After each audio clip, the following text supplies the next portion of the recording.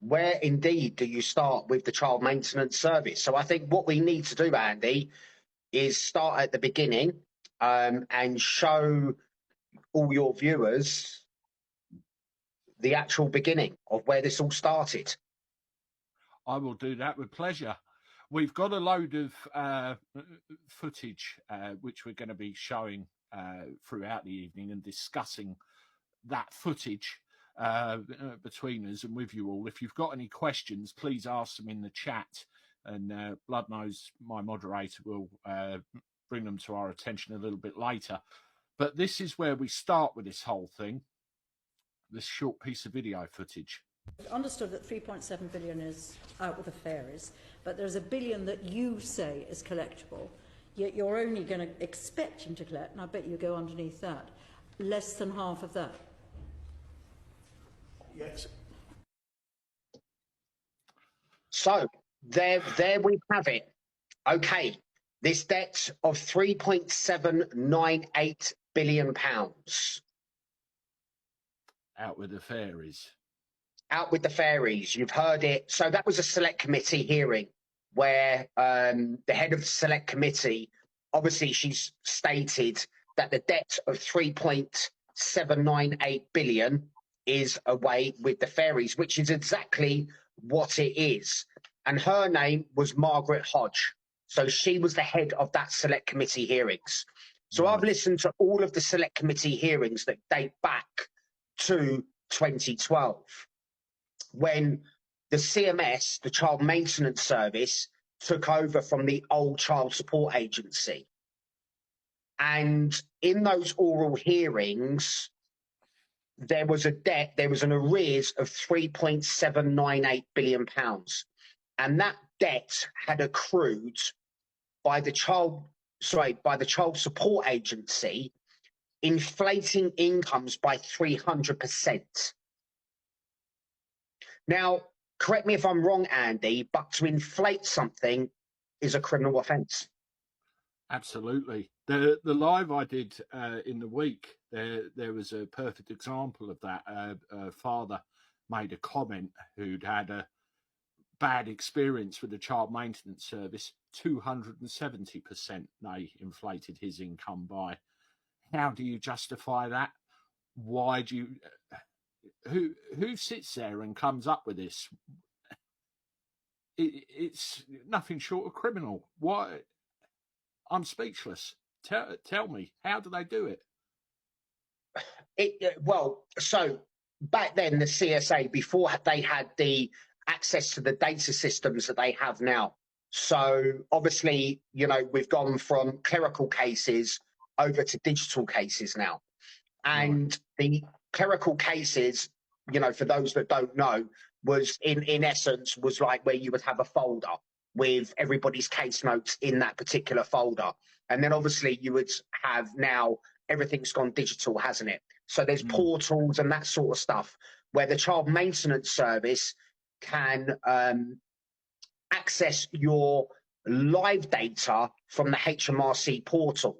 So if you're PAYE or if you're self-employed as a sole trader, you have to upload monthly returns onto that system.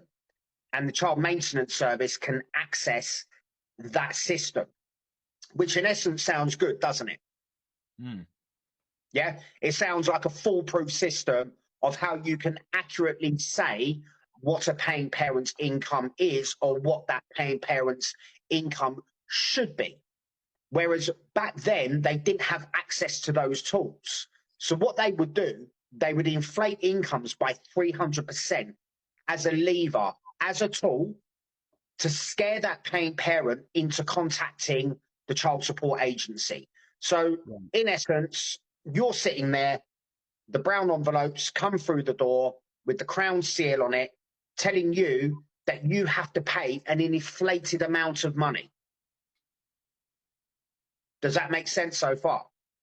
Oh, yeah. And the first thing I'm going to do is get on the phone and say, what the hell's going on? Contact made. They've got you. Exactly. What the hell is going on? Contact made. So once they've established that you're that paying parent or,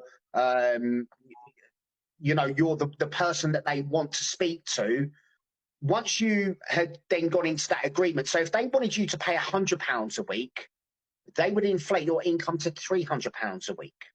Right. Now, we're just using broad figures here for the ease of everybody understanding. So when you would say to them, well, actually, I don't earn £300 a week, I earn £100 a week, what they would do is they would start, that paying parent would start paying that £100 a week, but that £200 a week grew in the 1993 and 2003 schemes.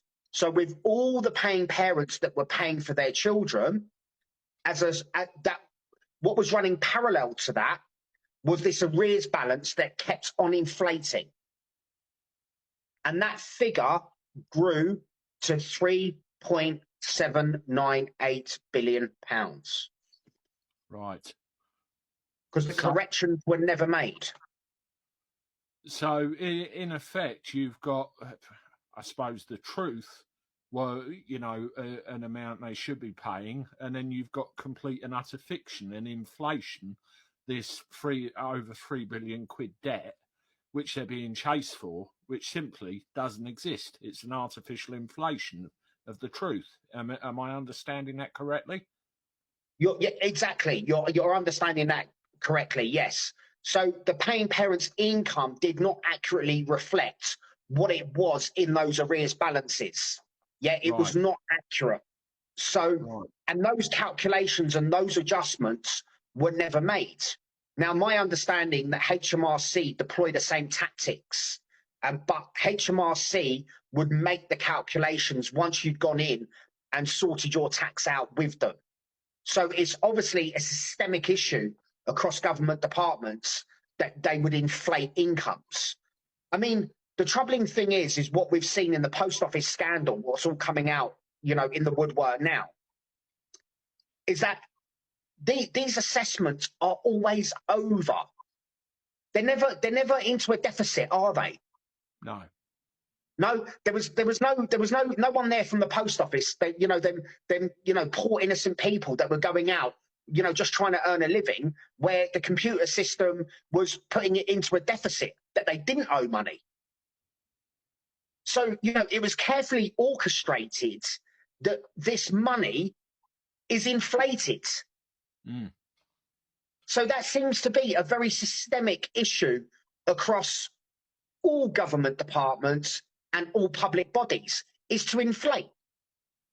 Absolutely. And force people to pay debts that they don't owe.